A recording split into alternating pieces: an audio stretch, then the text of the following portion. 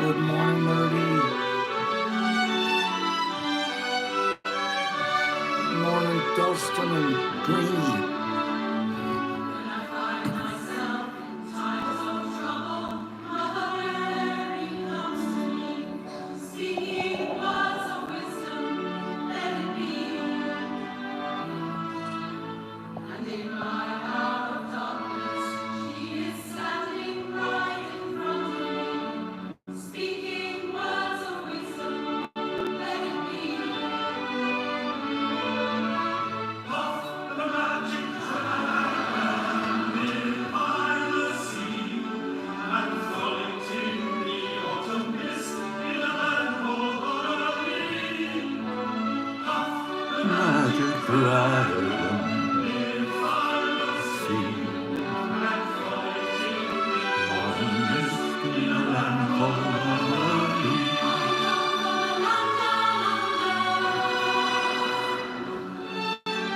You got it, Herbs.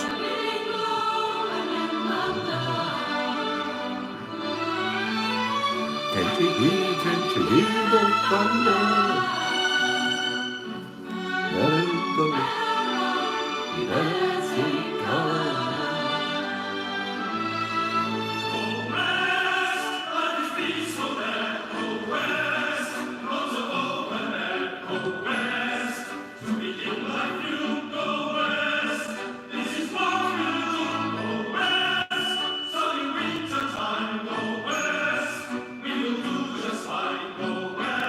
Thank you, Mr. Phillips.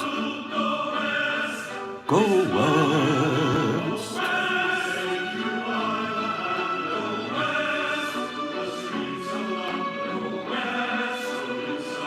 Derek Anderson sent this to us. Let it be, let it be. You got to sing along a little bit. You know these songs.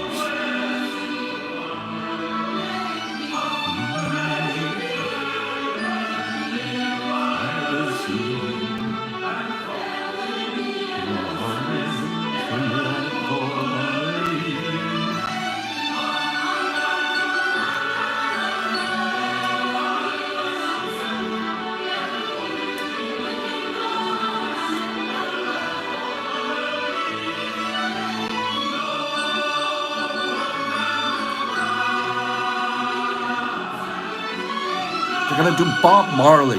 Get out of here!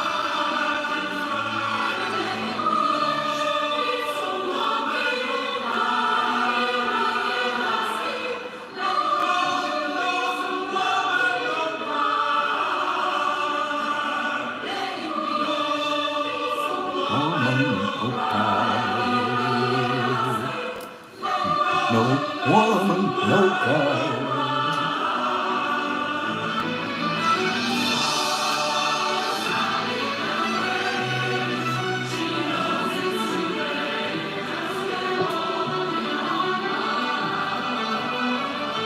I'm pumped. I'm pumped, I'm telling you, Derek.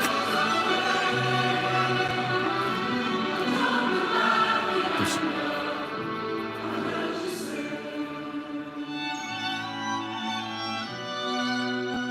so much talent in there.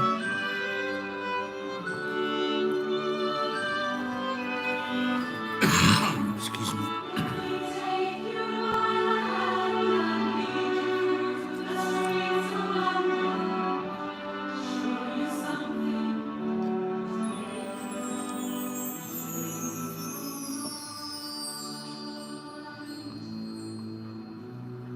Good morning, Wazzy.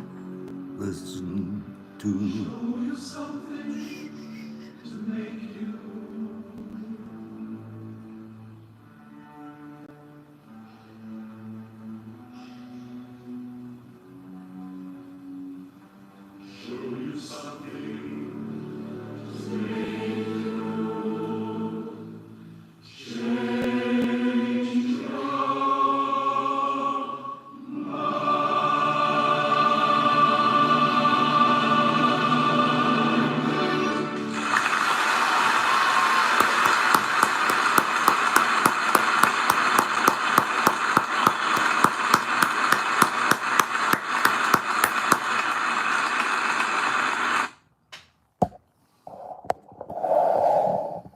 Derek, you oh boy. We pulled that off without getting hit with copyright situationals too. Good job, Derek. Derek, I loved that. I played it. He sent it to me yesterday afternoon. I broke the tape. Remember back in the days when you used cassette? Who remembers cassettes? Do you remember that they could pull apart, but they had a splicing kit where you could splice the tape back together, but you would always use to unwind the cassette. You would put an eraser in the gear part and turn. Dude, who remembers that? Come on now. Whoever actually spliced a cassette tape back together, Santana, because they wore it out. Okay? Or you're fishing it back out of the machine, nerdy. The broken end of the tape. It's in the machine and you're slowly hoping to fish it back out. Look at how many of us are we all old? Are we all? I was a cassette surgeon. Wazzy puts on his white jacket first. Honey, give me the tweezers. The tweezers and an eraser. Oh, oh gosh. Stop it, Waz. Don't come over this house right now. She makes me laugh so hard. Okay, don't you dare come over here. All right? I spliced them all the time. What's wrong with you guys? Was our tapes that bad? I was a splicer from the word go. And then you got to be an editor. Hello? Don't you remember the little editing machines? And Wazzy, you would take the Black Sabbath, right? The good Black Sabbath song, and you'd put it next to, I don't know, something from 10 years after. Kids nowadays have no idea how to actually make their own demo tape. It's not your demo tape. What do they call it? Your traveling music tape. Don't you? The struggle is real.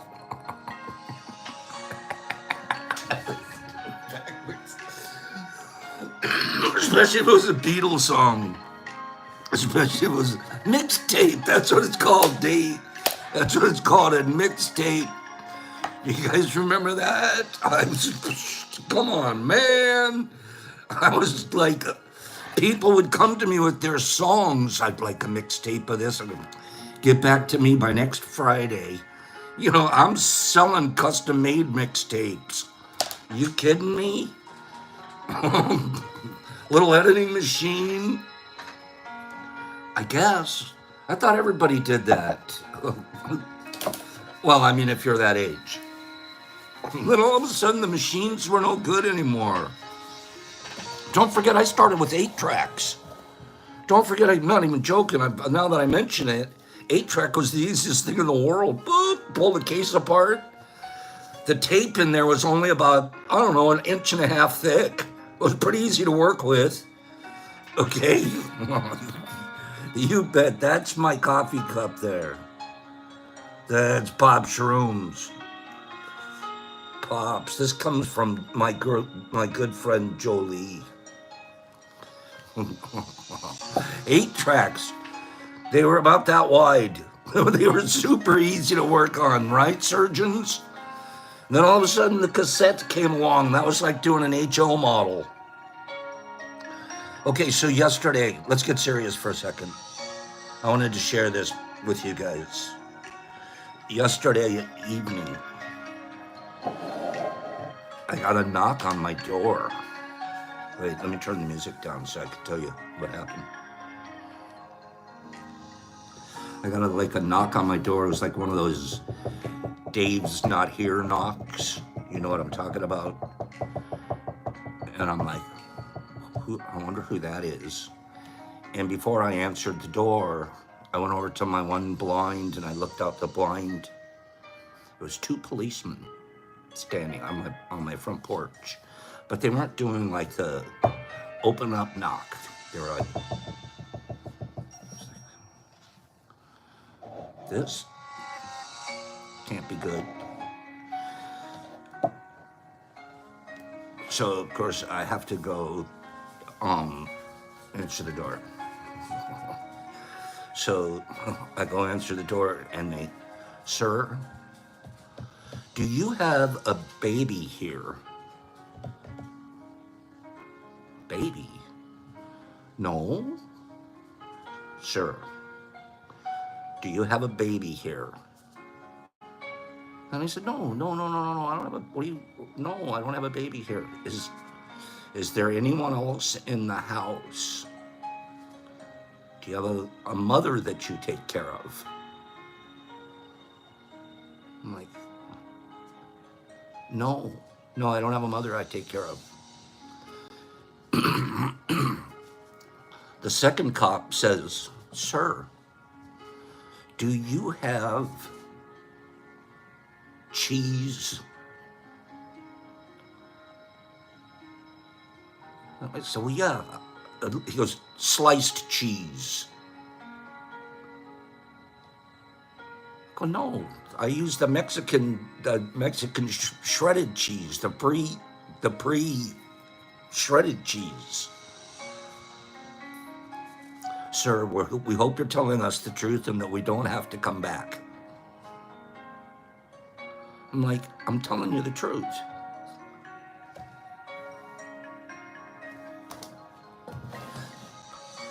After they left,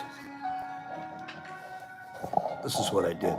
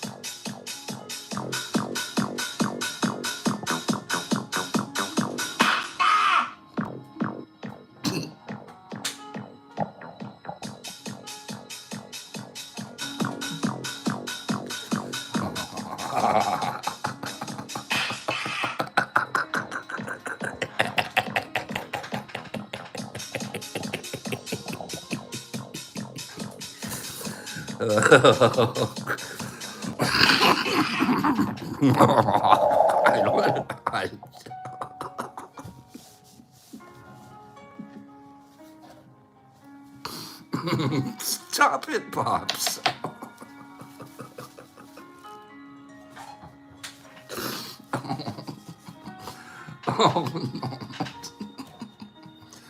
You're not supposed to laugh at your own jokes. You're not.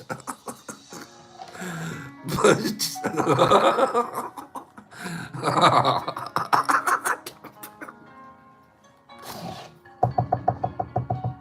sir, we have a report of babies having cheese thrown at them here, sir. Is this true? No, we don't do that here. What are you talking about? We throw it at our moms. Sarah, I'm sorry, we're gonna both have PTSD over that. I was sitting here telling you guys how much I take care of my mom in the end. I love her so much. She's a wonderful woman. Saint to the end. I didn't show you that video.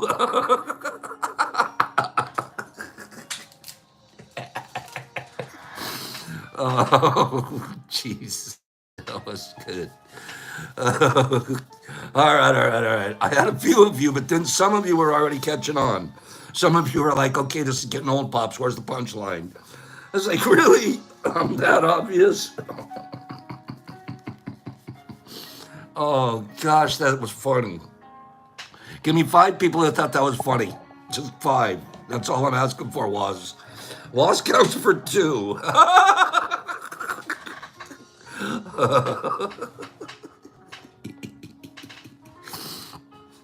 Gimme, I'm waiting. I haven't seen even one person yet. Okay, well, finally, cleaning's all right, Pops. I just giggly.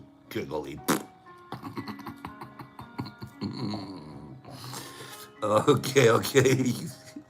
Pacey's, there you are. If Woz was here, wait. If Woz was here, give me Let me ask this question real quick. You guys have to know how much we became friends at the Mush Fest because we're the exact same personality. Perfect, just stupid. Okay, if Waz was here, Bryn, yeah, Bryn, if Waz was here, would Pops, he's visiting, hanging out. Would Pops wake him up like that? Would Pops go down the hall? Who thinks Pops would wake Waz up like that and who doesn't? Okay, which one?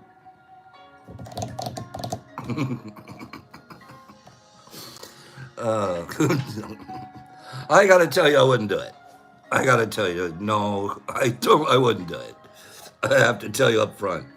I would want to. I'd get down there and I'd have the cheese, and I'd look at his handsome little face with his lion's mane, and I'd like, I can't do it, man. I love that guy. Waz thinks I would do it. Waz like locks his door from now on.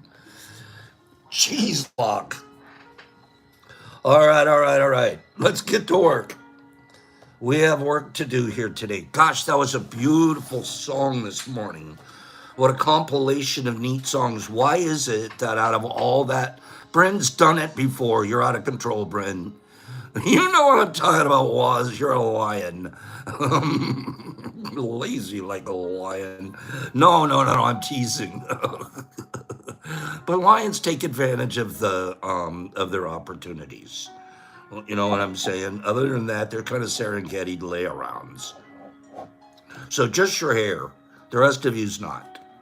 Good musician, by the way, you guys. You should hear Waz and Choop play the guitar. Both very, very, very accomplished guitar players. Waz is the kind of guy, he sits down, he goes, oh, what is this? This is a Lucardi 39 with a 3-string, double, triple bass, a fundo, and it's hand-shaped. He's like one of those musical nerds. Yeah. Okay. Let's we still have to find out what happened to Maria. Do you guys remember Maria? Who's Maria? Who can remember who Maria is? We still have to find out what happened to Maria. Who's Maria?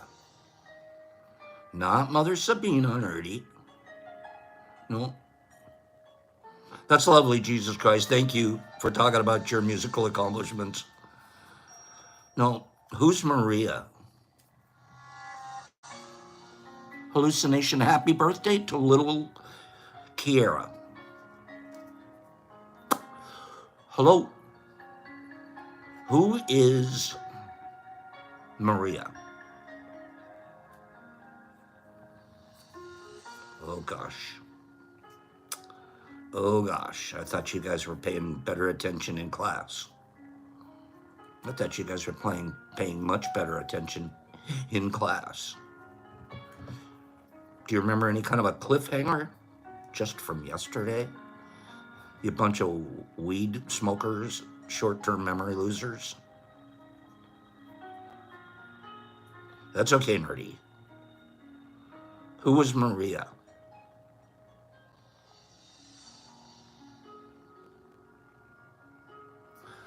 Okay.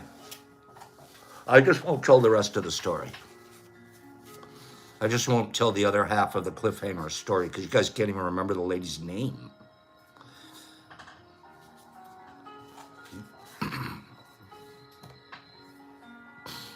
Okay.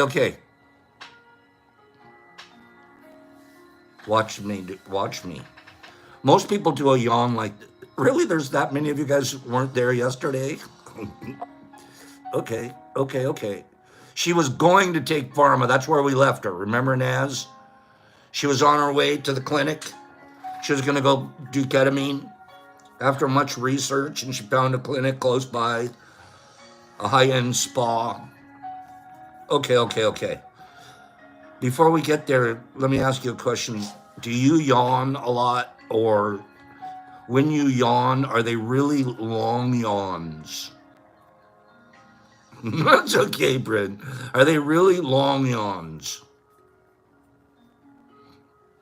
Or like, oh, sorry, I yawned. Or are they like, this is how I yawn personally. If I yawn, they're usually stretched to about 30 seconds long. They get really long. Like,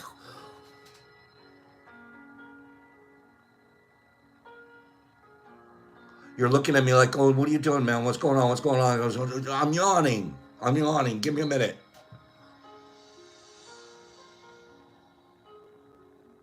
And people think it's weird. People think it's like, that's awkward. Why do you yawn forever? Like when you do a yawn, why do you yawn forever? I never knew until now. Was, I'm sure you don't have yours timed. Okay, here's what I find out. Are short yawns good for you or long yawns? Shorties or longies? Mike even timed his. Mike just did a timing. You guys, I got to tell you, my yawns last about 1 minute and 32 seconds each. That's an average. Okay? Penny's like, Pops, would you just tell us? Yawns, are they really contagious? They are. They actually are. They do touch something in our brain to another brain. It's a weird thing, but I'm just talking about length right now. I'm a naval diver, deep sea diver when I yawn. Without the apparatus. It's like sit around. Pops, are you having a stroke? No, I'm yawning. Well, why does a guy like me yawn so long? Well, I've always considered myself, on the smart side of a spectrum. If you have a spectrum of 1 to 10, I'm at least a 5.3. So I'm on that side. I'm okay with that. I'm moving up. Till I found out about why do I yawn so long. A study done by Biology Letters concludes that the duration of time it takes for an animal to yawn predicts the size of its brain and the number of neurons in its cortex. The longer the yawn is, the bigger the brain is.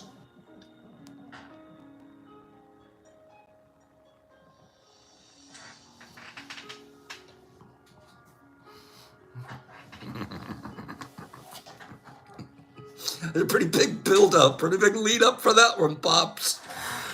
The longer the animal yawns, the bigger the brain. Bird brain. How long does a bird yawn? That explains my 2-second yawn. Good morning, Mushy. No, that explains my 1.5 minute yawn. That's why my brain is huge. I'm connecting neurons every yawn. Okay? Do birds even yawn? I don't know, nerdy. I don't know. Do they? The bigger the brain. No, the bigger the yawn, the bigger the brain. That's pretty neat. This I never knew before. This I never, ever knew before. This is a true story I'm going to tell you guys. This is going to freak me out. Okay? Well, remember, this isn't the freaky one. Wait till I tell you the other one. The other one's really freaky. Wait for this one, though. Remember the other day we were talking about cheetahs? You're driving down the freeway somewhere around 65 miles an hour. You look over to your right. Boom, there's a cheetah. There's a cheetah right alongside. And you do 65, I can do 65, bro. Remember that? That's pretty amazing. A little more information on that cheetah going 65. When a cheetah runs at full sprint, it spends much more time flying than in actual contact with the ground. Launching. Boom, next one. Boom, next one. He's flying through the air. Makes sense. Makes sense. One of these days, I'll do early in the morning opening tea. We'll do a picture of it. We'll do a video of a cheetah sprinting. Let's do a cheetah. Do cheetahs? Here's a question. Here's a question. Do cheetahs yawn? I don't know the answer. I don't know. Okay. And if they yawn, is it a fast yawn? Or are they super smart because they're super fast, so it's a slow yawn, but they can go 65 miles an hour? Which one? I think they sit around and lick their skin a lot and yawn like a cat. I really do. I think they have a lot of cat yawns in them. Just saying. But here's the one that's going to freak me out. You're going to go with me. You're going to go, no, that can't possibly be happening. Do orangutans work hard before they go to sleep, or are they really lazy before they go to sleep? Which is it? Do orangutans work hard before they go to sleep, or are they really lazy before they go to sleep? Melody's voting lazy. Mike's saying they're like, that's it, man. They got their boots on. Which do they do? Katie says they work hard. Paces says lazy. Penny's going work. JC's going lazy. JW's going work hard. Cleanie's going, who knows? Lazy before sleep.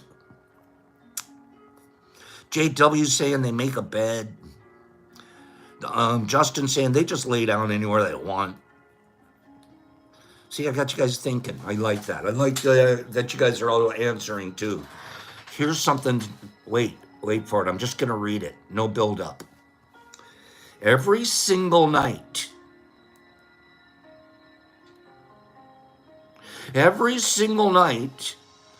orangutans build a brand new nest to sleep.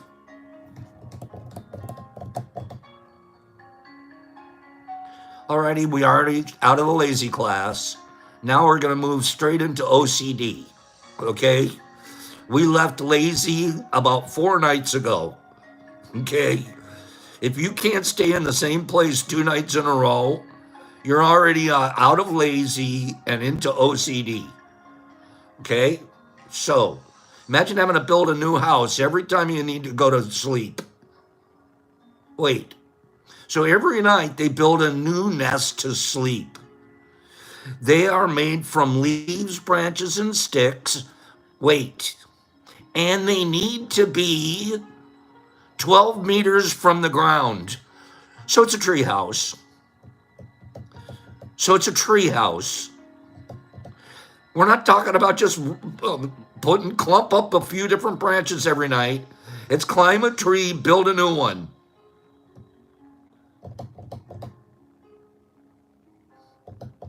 Freaking me out.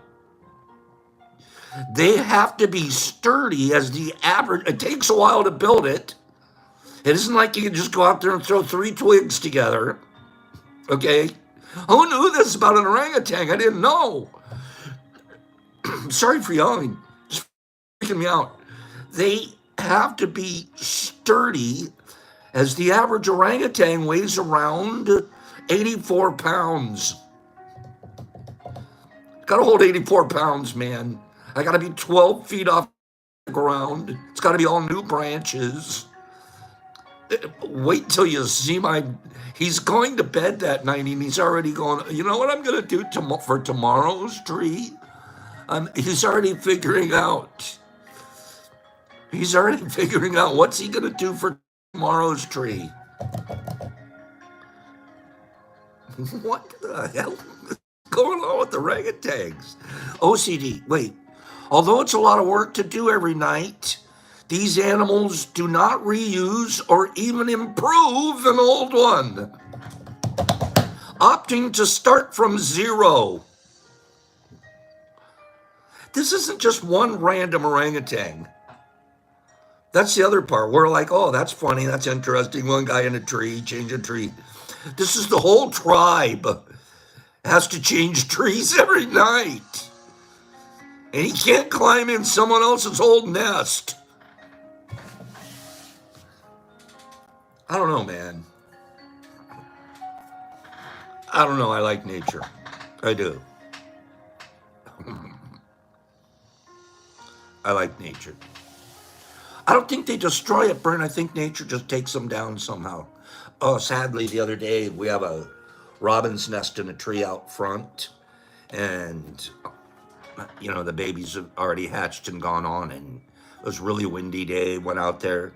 There was the old nest falling out of the tree. I was going to try to save it, but it was all crushed in on one side. So it didn't look great. I want to tell you guys a couple more rando factos, and then we're going to go talk about our ketamine clinic. Okay? Yes, Pete, I do like cats. I like cats and I like dogs. Good morning. We got a bunch of new people here this morning. I'm glad to see that. I think some of us knew this before. I think I might have known this before, but it's still pretty crazy. Baby kangaroos. Baby kangaroos. What do they call a baby kangaroo? What do they call a baby? Good morning, Brenda. What do they call a baby kangaroo? Naz, good job. Naz is one of those smarties that we like to have here. Paige was like, of course, right there with it. You guys are all correct. The babies are called joeys. What if they're girls? Are they still joeys? I don't know the answer. I truly don't. I just now thought of it. Because I knew it was called a joey, but that sounds very, that doesn't sound fair. Even the little girls, the girls are called jodies. Shine, did you just make that up? Because that sounded pretty good. It sounds pretty good. Somebody go look it up. Wazzy calls it a Jill. Okay. Shine, yeah, I made it up, Pops. Someone go look it up. Are they both? They're Jolies. Are you sure, little Kev? I know, where's JC when we need him? Oh, he's on one of those breaks that he takes. No, they're called a doe. Somebody looked it up? Come on, I'm not moving on until we figure this out. We got a baby Joey. And we got what? Still a Joey. D. Anderson's all over it. Joey is boy or girl, baby. Bryn's saying they're called Jills. Come on, I'm getting confused here. They're still Joey. D. Anderson, boom, I'm going with D. Okay, they're Janets. Like, why does everything have to start with a J? Why can't it start with a K? Why can't they be Carrie? Why can't they be little baby Kangies? Something like that. Bryn looked it up. All right, so guess what? Tomorrow I have to look it up. Oh, no, now I have to report back to you guys on Tuesday. It says Flyers or Jills. It says Flyers or Jills. They're called Jills. Okay, I'm going with Joeys and Jillies. Jills. And they're all Flyers. I got carried away. That said, sorry we spent 8 minutes, but I'm glad a lot of you guys spent some time looking that up, and I mean that. Baby kangaroos or Joeys or Jills or Flyers can be, or Janets or Jodies, can be as small as a grain of rice or as big as it be at birth. Thank you, Katie. Between your baby, when it's born and it's sitting in mama's pouch, size of a rice. Maybe up to the size of a bean.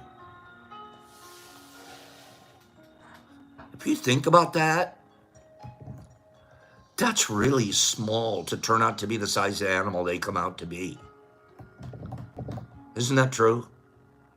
That's like, how do they get all the parts in there? What's going on with that? Like, isn't it supposed to be born with a couple of parts dangling out or something? Like, isn't there a leg or a tail sticking out of the end of the rice or something? Wow, isn't that crazy? And I mean that. When I read that, I'm like, how do they get all the parts inside the, you know those guys at the sideshow where they can write your name on a kernel of rice?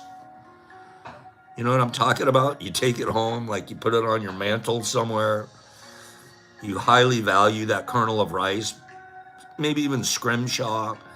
Somebody's scribbled something on it so small you need microscope to look at it. Oh, this is so cool. Joey's are even cooler. They got the whole life side. Everything's written on them. Not just a name. This is where your leg's gonna pop out. This is where your brain is. Hope you yawn a lot. Let's finish the last rando. We're doing 2 giveaways.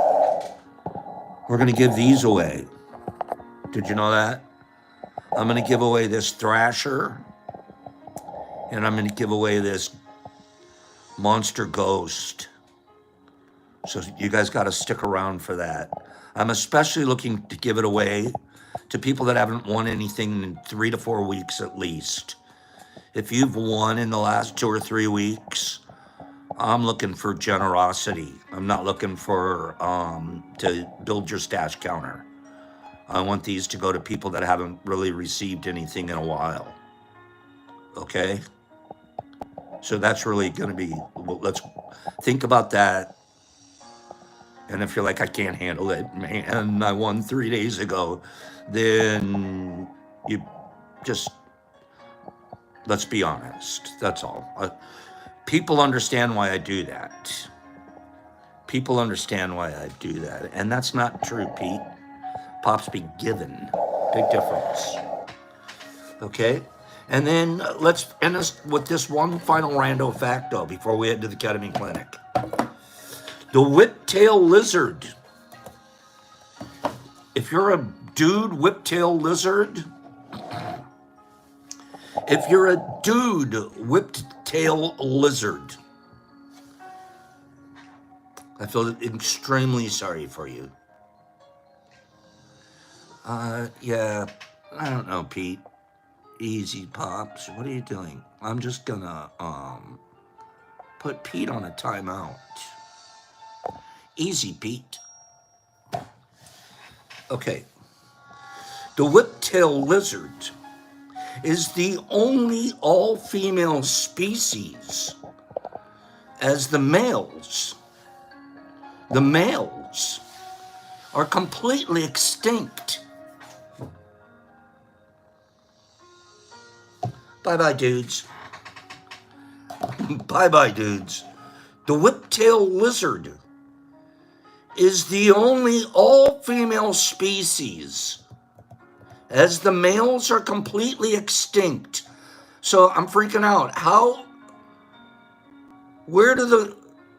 do you keep the line going? If all the dudes are gone, I didn't block Pete. I just gave him a timeout. You don't come on here and start.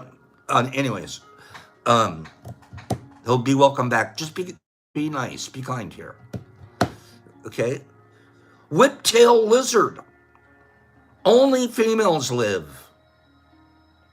Badgie's like, Pops, how the hell does that work? I know. Despite that they are not hermaphroditic. They are not. They are not two sexes in one. Despite this, they are not. Here's what the females do.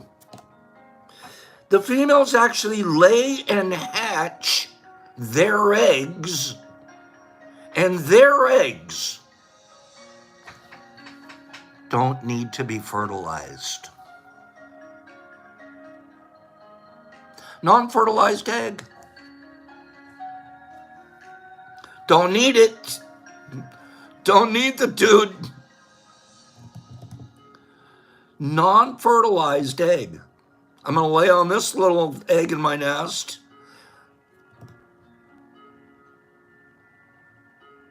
And then one other thing I think to myself is, what do they do with the baby boys? The Joeys. What do they do with the baby? What do the whiptail lizards do with the boys? Do they clean them out? Do they get rid of them? Do boys grow? Wait, that's even better. DNA wise. We have to look this up. Do they only DNA out of their eggs girl lizards? Or are they hatching their own food source? How does the female lizard know this is a baby Joey and this is a baby Jill? See, we have a lot to learn about nature. Be nature. We have a lot to get in touch with. That's interesting too. We have to look this up. It gives me something to look up this weekend. Whiptail lizards, how the heck are they doing that? How are they pulling that one off? Women should actually be looking into this more than men, if you think about it. If you guys could figure out how to do this without men, just a quick straw poll here. How many of you would do it if you could do it without men? With the few ladies that are here, well, we have more ladies than on most shows. How many of you ladies would like, if I could whiptail lizard the dudes out of here? If I don't need them to, help me with the egg? How many? Sega said Mary did it first. That's so stupid.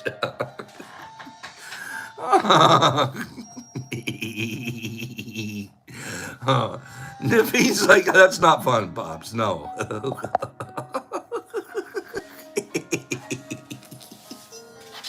Exceptions say they can stay.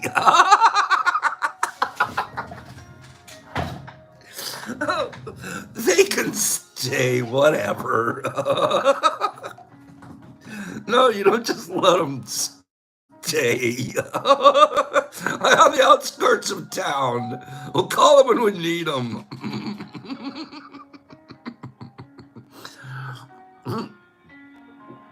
Okay. And that's right. Matthew's reminding us that the woman have the whip. Oh, no. Oh, no.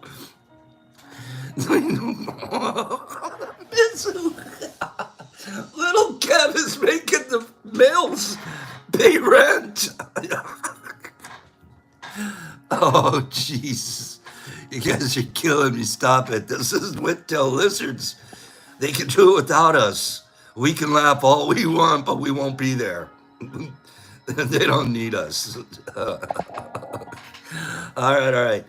I'm going to move right past.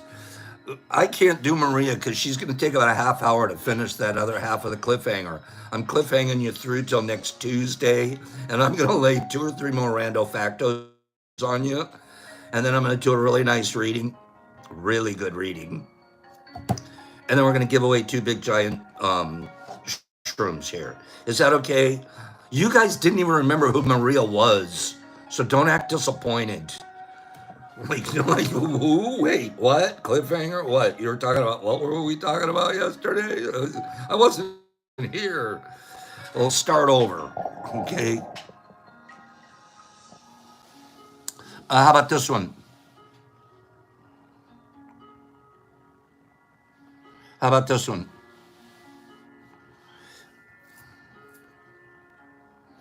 The mimic octopus. The mimic octopus lives in the waters off the Asian coast in the southeast. This mimic octopus can blend with its environment by changing its color. Makes sense. Boop, change a little, I'm on this coral reef, I'll change this, and they change color. That in itself is amazing. I'm like, I'd like to change color based off of the crowd I'm in. No, I'm kidding. But can you imagine? So they change color. They don't just do that. No. This particular group of octopus, they're very skilled. You know what else they can do? They can also change their physical characteristics and their movements to mimic other aquatic animals. It can manipulate its tentacles to look like snakes and eels and other parts to look like stingrays. It can look like a jellyfish. It can look like a starfish. And it can look like other creatures.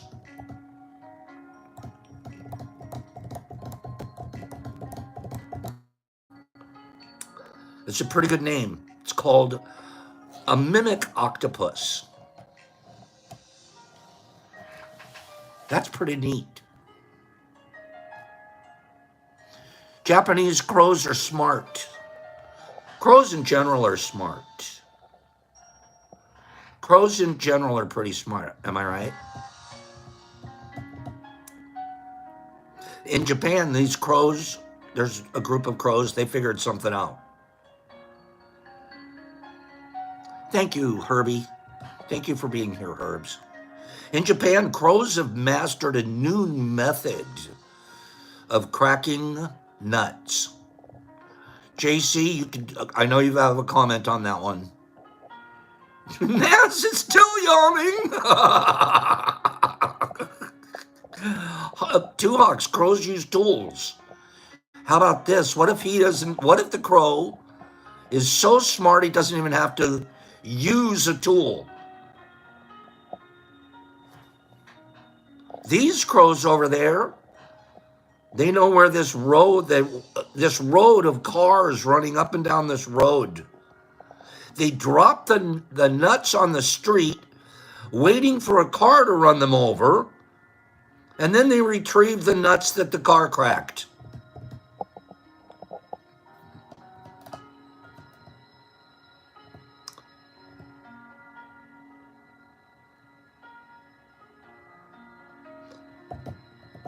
Anybody like shark liver? Does anybody like shark liver? Ever eaten shark liver? How about shark liver? No, that's still using a tool. I agree, Ox. I was just saying use. No, I agree. Shark lizard. Is it something people eat? There isn't a single person here that could admit they've ever had it. Shark liver. I'm not really sure if I'm not even sure if they eat such a thing. Doesn't sound like something I would order. Like I'm with some of you, I barely had shark, like once or twice ever. And it wasn't my favorite thing. I'll tell you about this one shark though. The basking shark. The basking shark. Its liver is so big, it's a third of the size of the whole shark. It's basically a swimming liver with a fin on it. What the hell does it need to be? Why is the liver got to be so big on this guy? A third of it. Hi, what'd you catch? I caught a liver today. Shark liver. Oh, you mean a basking shark? Yeah, one of them. I mean, yeah, has this thing got an alcohol problem? What's going on? What's going on with this particular brand of shark? Sounds like he should go to Sharks Anonymous.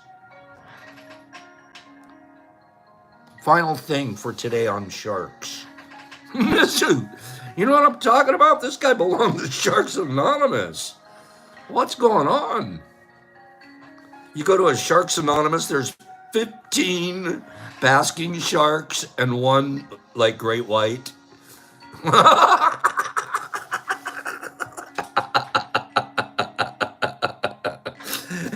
And the great white's the guest speaker.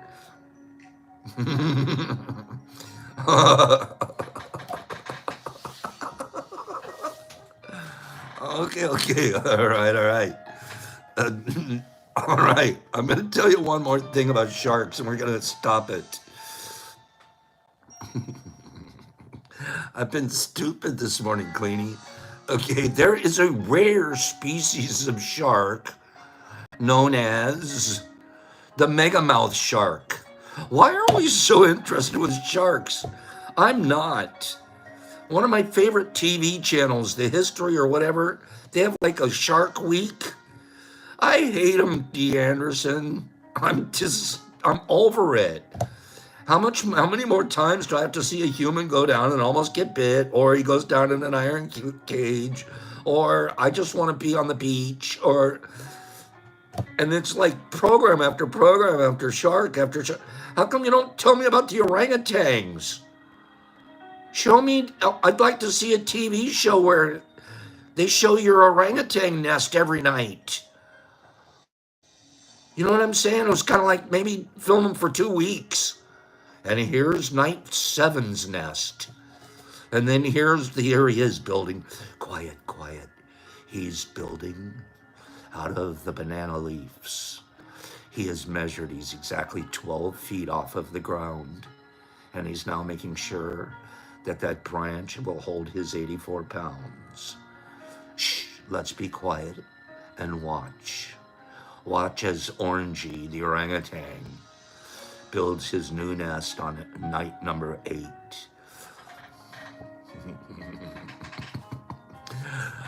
I would watch that. I would watch Orangey, night 8. How's it look different than night 7? Jennifer. Yeah, orangutan camera.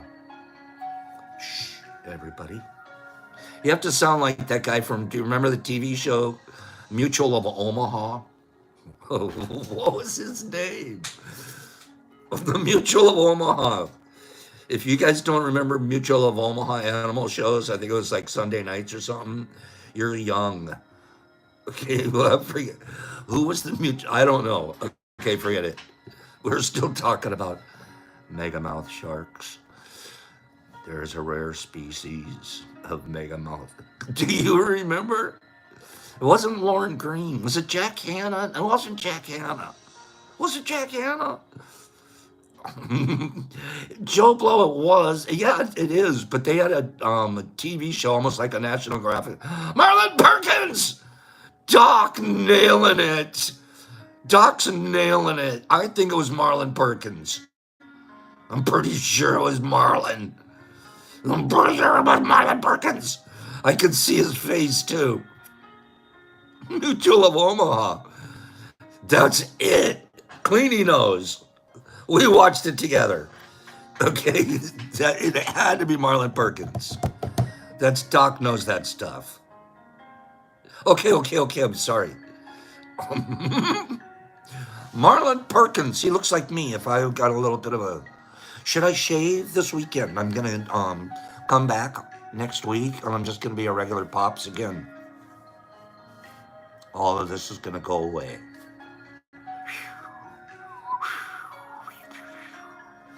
I'm out of control, okay? So I'm going to...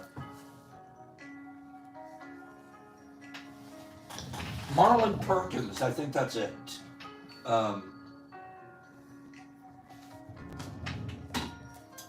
Yeah, trimming it up, getting it out of here. Final thing. Oh, I know where I was going. Yeah. Pops is looking like too much of a Yogi McStogie. Okay? There is a rare species of shark known as the megamouth shark. Only 60 megamouth sharks have ever been recorded since their discovery in 1976. Okay.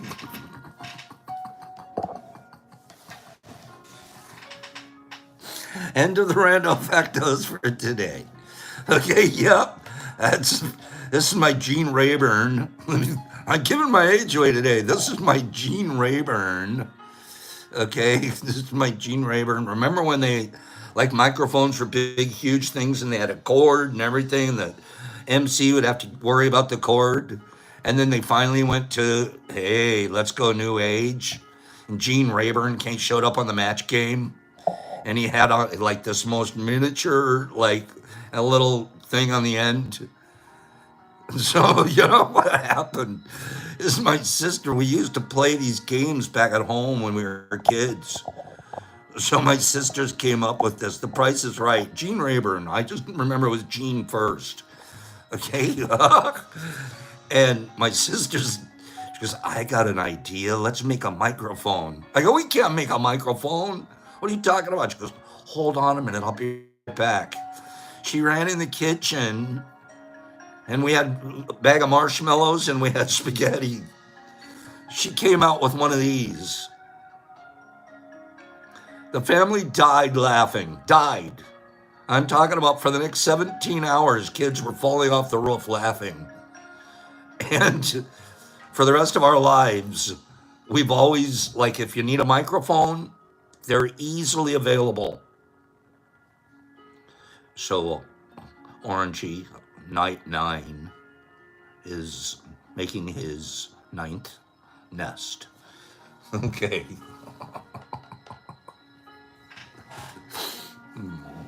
Let's do our reading and let's give away 2 big mushrooms. The reading's going to take about 10 minutes. Then we're going to give away a big mushrooms. Okay. People hate having their heart broken. People hate having their heart broken. We even do stuff to avoid it. Oh no, I don't want my heart broken. Some people don't venture out. Some people don't try. It's not worth the risk. It's often not worth the risk. I'd rather just not risk that one.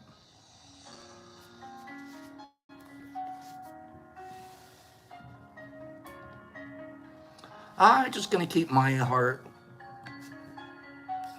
protected.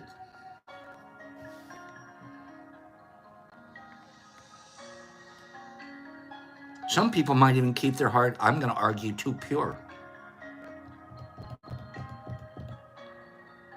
I don't mind having a life that's experienced a whole lot of things.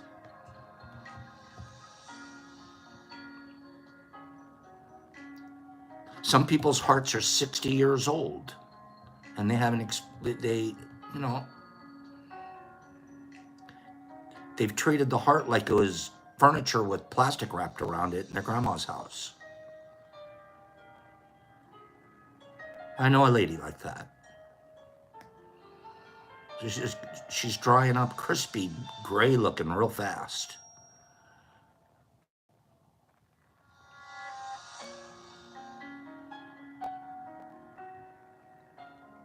Right, Joe? There was a young boy in the village showing everyone his heart. It was clean and bright and shiny. And he was really proud of how beautiful it was. A village elder noticed that the boy showing off and said, that's not a beautiful heart.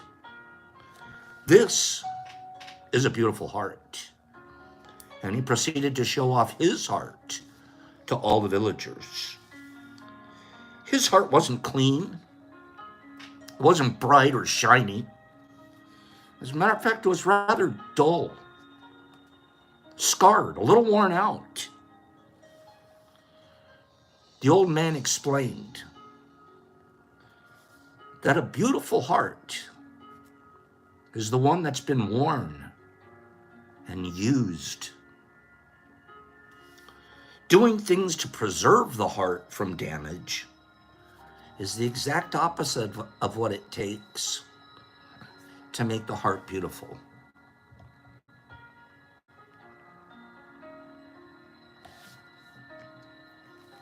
Happy birthdays there. Did you get that? That's good. Oh, I've been hurt so many times. I've gone through so much. You don't understand everything I've gone. I can see a heart that has the opportunity to be the most beautiful heart that's ever been beautiful. If you tell me those stories, your heart should be on display, not to show off, but to show survival, to show courage, to show integrity, to show service to others. If my heart can stand this, your young heart has so much more to stand. We make so many decisions in our lives to avoid damaging our hearts. Now, we treat our hearts the way our grandparents treat furniture.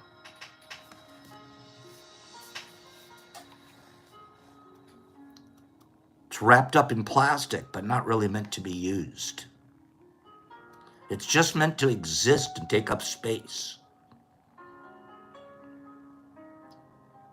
This is a neat quote right here. Listen to this quote. Are you guys interested in this? Do you want to hear about a broken heart? Do you want to hear why broken hearts are beautiful?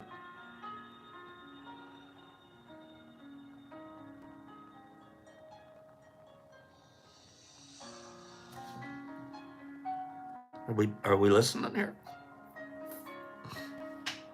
Okay. Our hearts. Thank you guys. Okay.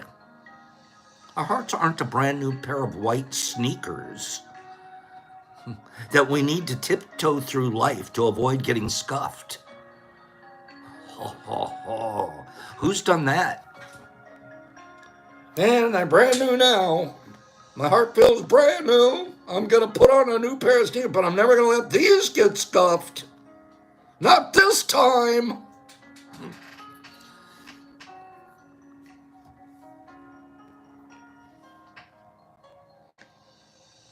Our hearts aren't white sneakers.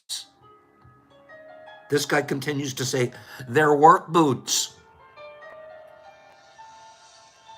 They're meant to be tested. They're meant to be weathered. They're meant to be destroyed. So you get a new pair of work boots. Oh man, I got goosebumps, nerdy. My heart isn't white sneakers. It's a work boot. Every person who's broken my heart is my teacher. If I look at perspective in life that way, I get so healthy. Every person that's broken my heart, disappointed me, not met up to my expectations, fought with me, disappointed. Notice I'm the center of all those stories. I'm right in the middle of every one of them. They're my teachers. If I'm the student, if I can just be the student. And I try to be. I try to look back now. It's like, man, I know where I could have been the student that time. Instead of the antagonist. Instead of the guy lighting the fire. I could have been the guy blowing it out.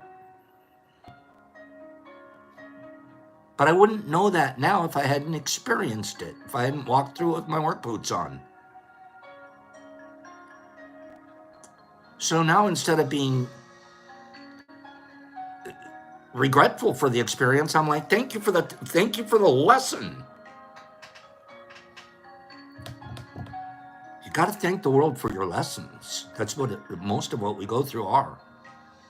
This is they're scar on the work boot.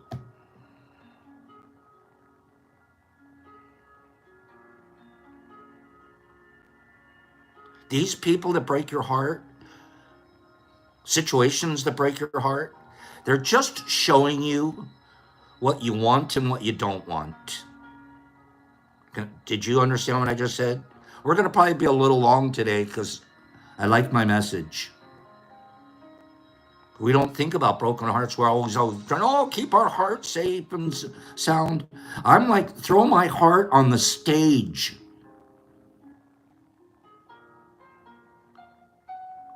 Let it go to work. Put it on the scaffold of the skyscraper. Let it help build that skyscraper.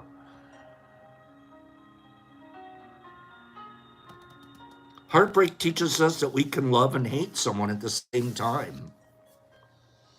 That's an awkward concept. You can love someone and hate them at the same time. Wow. What's that say about love? Actually, I got a bigger question. What a beautiful muscle we have, this heart muscle. It can do anything. It's a hero. It's a hero.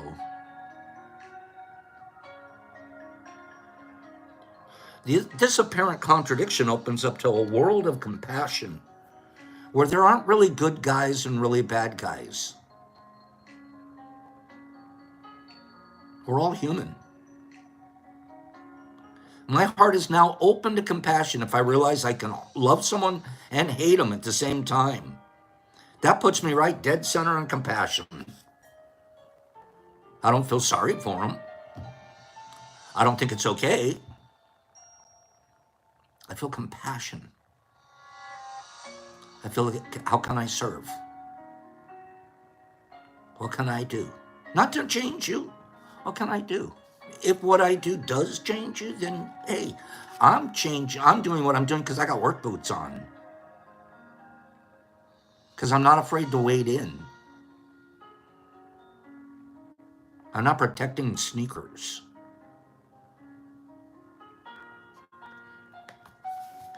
Heartbreak forces us to rely on ourselves for survival. It frees us from the toxic idea that other people are responsible. I'm responsible for my own heartbreak. I set myself up. I had the expectation.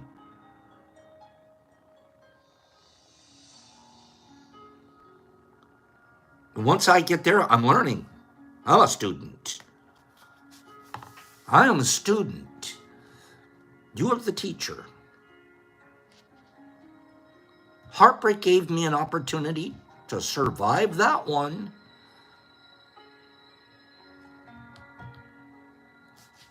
You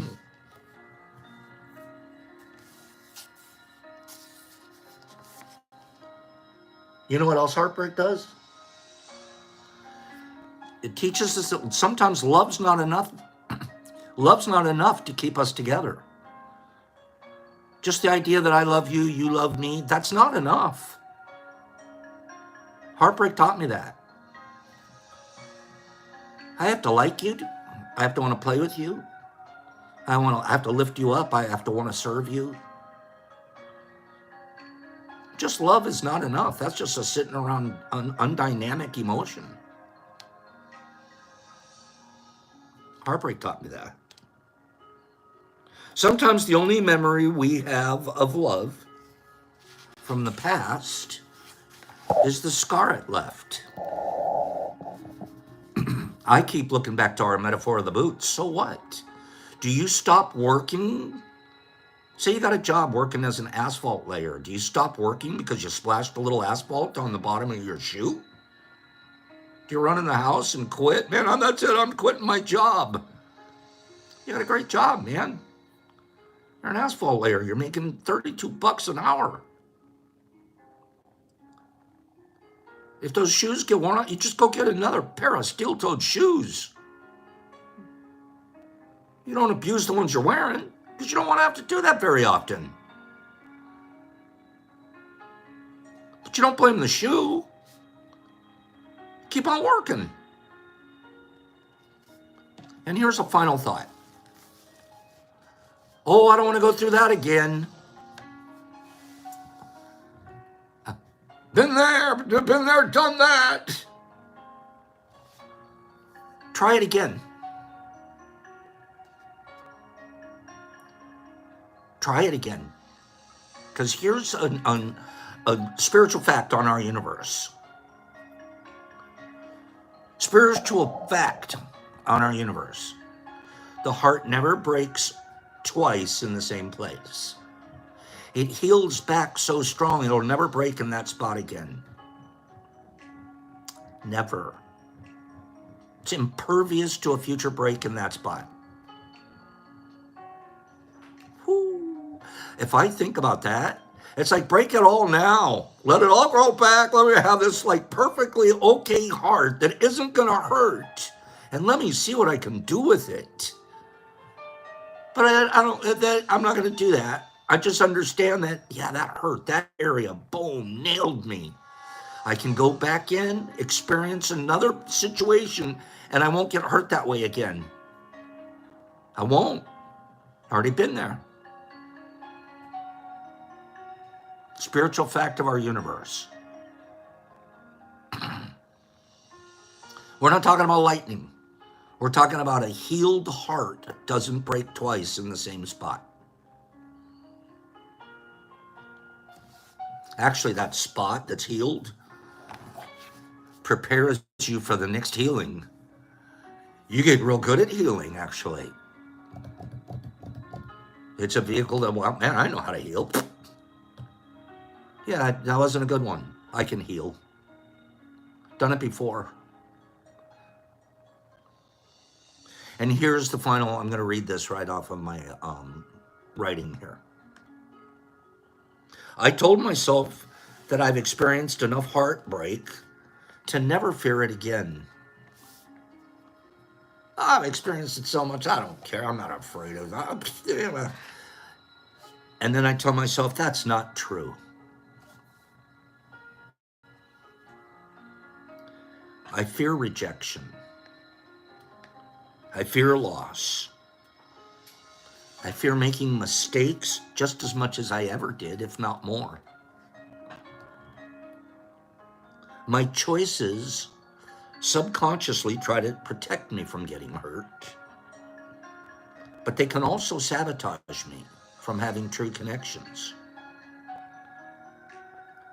So when I feel that fear, that anxiety,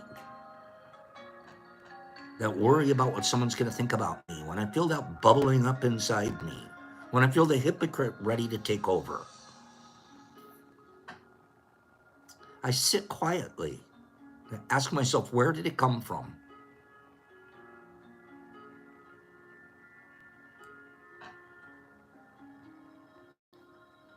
In a quiet voice, it whispers to me, you'll grow through this. You always do.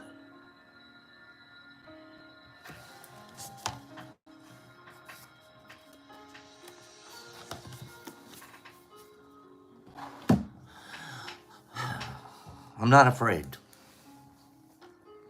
I don't live a life of fearing of scarring my boots. I don't fear scarring my boots.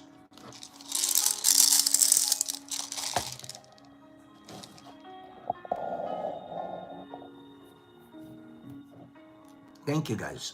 Thank you for letting me read that. We're going to do 2 giveaways.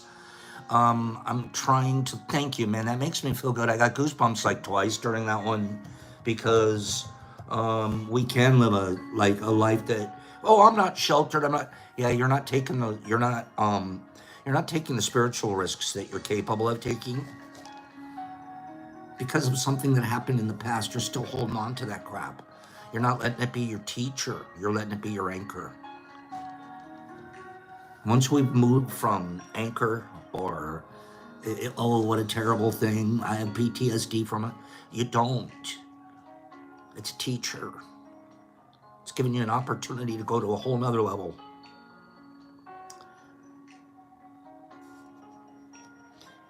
And, oh, you know what's the good news, too, about back to the boot metaphor? You don't always have to get a new pair. It's one of the reasons. It's one of the reasons they make boot polish. Microdosing. Woo! That's what I'm doing. I'm just polishing up a little bit, a little something.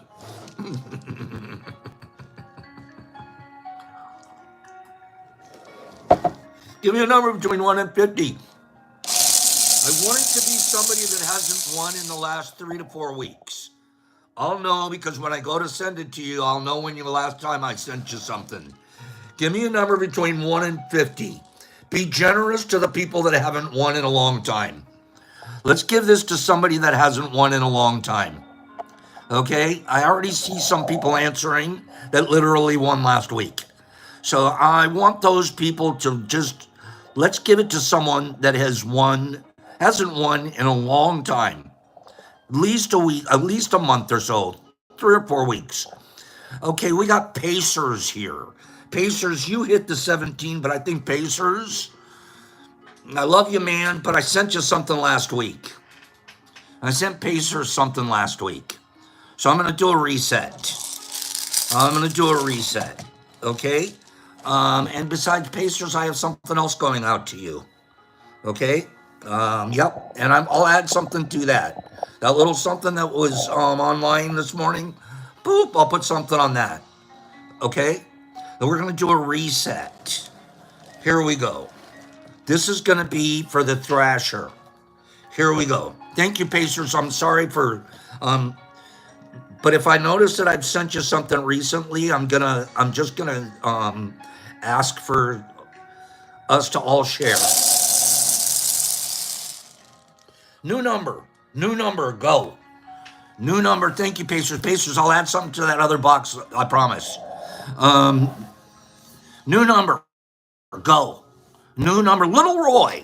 Little Roy. I haven't sent anything to Little Roy in quite some time. Little Roy said a 9, and it's a 9. It's a 9.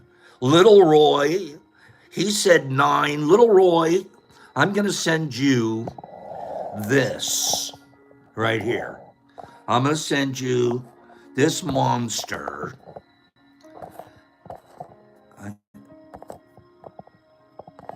I wish I could fix this.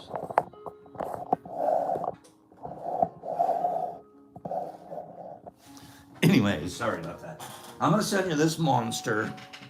And let's take a quick look at Monsterville. This is for Little Roy.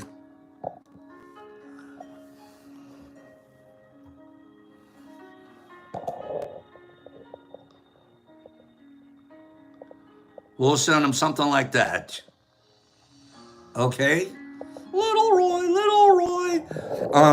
Send me your address at the DetroitMushLab.net, and we'll get this supplement sent out to, I'll package it. I'll make might take me a month and a half to make my custom box to ship it in, but we'll get it mailed out to you within the next month and a half. Okay? If you can give me your address today. How about this one? How much do you think it weighs?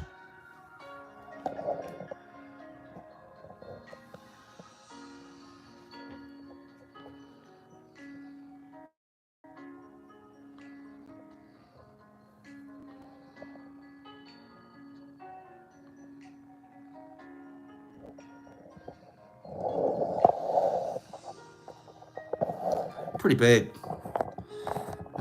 I feel like I'm magnified here or something.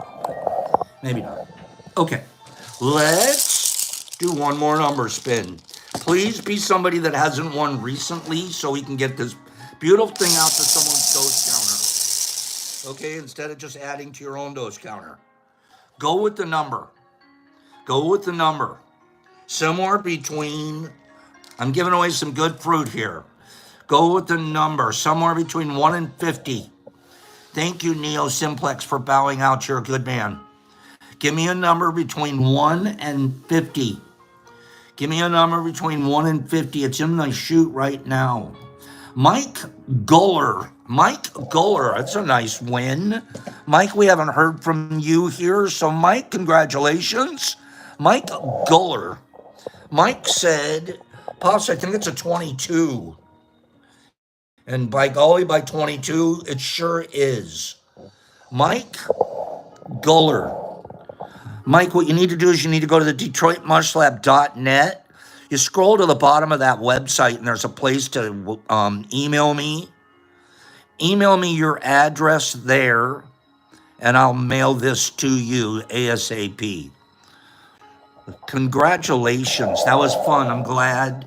And thank you for the patience, and I mean this sincerely, the generosity of the semi-frequent winners. We have about 10, 15 people that win at least once a month. And then we have 40 people that have never won. So I'm looking for some equity and distribution there. Mike Guller, I just said that to you. I'll do it one more time. Mike, there it is. It's called the DetroitMushLab.net. Okay?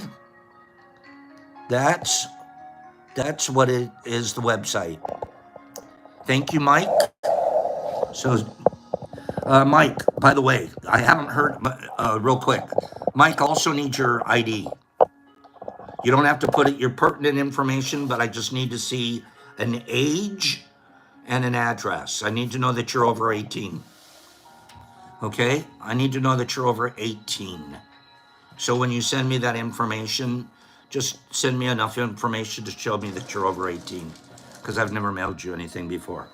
Yes, Mike, that's what I'm asking you to do, is to email me, okay, at that website with your address and enough information to prove that you're over 18. Anthony, he just won this. That's what he won.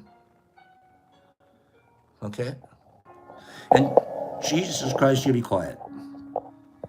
Okay, so thank you guys for being here. Boy, did I run long today, but I don't mind. I just had an incredibly fun week. I don't show anybody our physical location, 100 people, so just mail. I had an incredibly fun week here this week. Also learned a lot with you guys, built deeper connections with some of you. We didn't get to the emotional support mushroom to hand it out today, but we'll get out 2 to 3 of those next week. The emotional support mushrooms, getting out to people's places. I don't know what else to do, but I'm trying to kind of encapsulate the week and say I'll see you guys here next Tuesday. Brock will be here Monday. And I love you from the bottom of my heart. I love what we're doing here. I love what we're building. I want us to keep practicing. I want us to keep practicing. I want us to practicing being impeccable. Next week, after we finish finding out what happened to Maria on our way to the ketamine clinic, we're going to start from scratch how to grow mushrooms. A lot of us here know how, but others are new, and maybe we can get some new people because they're watching. We're going to walk through it step by step. It'll take about a week.